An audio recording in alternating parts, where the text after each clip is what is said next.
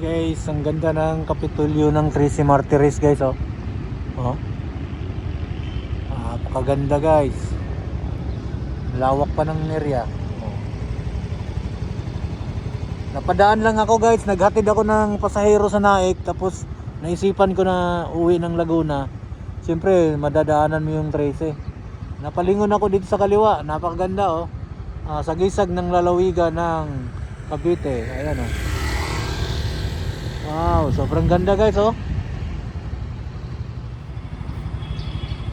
Yan guys, explore natin tong area na to. Nakakaganda oh. Kapitolyo ng, hindi ko alam kung pwedeng bumalik doon. Trip ko lang umikot, ikutin natin to guys. Ganda oh. Sa 30 metro, mag-U-turn sa kaliwa. Yan oh, ang ganda oh. Ganda pala ng Kapitolyo ng ano guys, ng tawag nito, Tracy Martires. Pag-uwi ng 500 metro, pagkatapos ay lumiko Ikot lang tayo guys, ikot lang. Marami pang mga heavy equipment dito sa likod.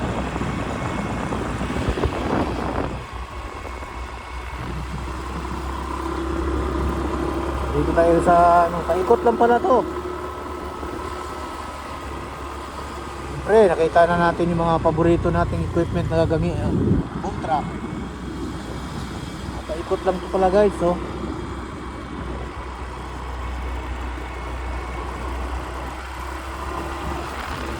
Tapos may ginagawa rin dito kung ano to. Oh, ganda ng view guys, oh.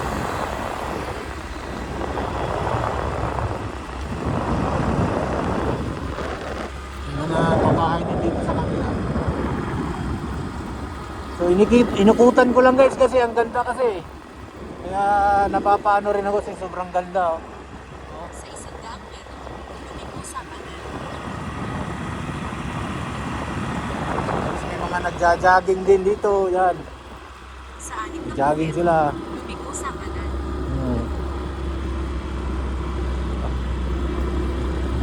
Yan. Labas na tayo guys, umikot lang tayo. Oh. Ang ganda oh. Ang ganda ng design guys oh. Lupit. Bago lang to, dinidevelop lang guys. Sa 100 metro, Oh. Siguro to helicopter. Helipad, may helipad doon oh. Napaga ng helicopter. Tapos may creek din dito sa gilid. Oh. lumiko bigla sa kaliwa. Ganda guys. Oh, shout out. Mga gwardiya. So, diretso na tayo. Uwi na tayo sa Santa Rosa mga kadrops. Alright. Tumigil nga pala ako dito guys. Oh. Nagpagasolina ako. Sobrang baba ng gasolina rito. Oh. Masarap magpagas dito. Yung pinarga ko na 120. Halos hindi magkasya. Full tank agad. So naghatid kasi ako ng pasahero sa Naik. Tapos dumaan ako dito sa Tracy. Pabalik ako ng Santa Rosa. Pero nagsusubukan ko magkaroon ng booking sa Lalamove para hindi lugi. Para pagdating mo na Lagaw na, matulog ka na lang.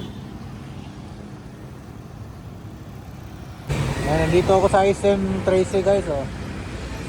SM Tracy Cavite. Ayan. Hindi ko alam kung saan ang punta ng Santa Rosa. Magtatanong na lang ako.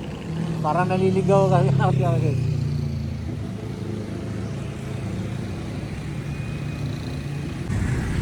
Ito naman yung Walter Mart guys.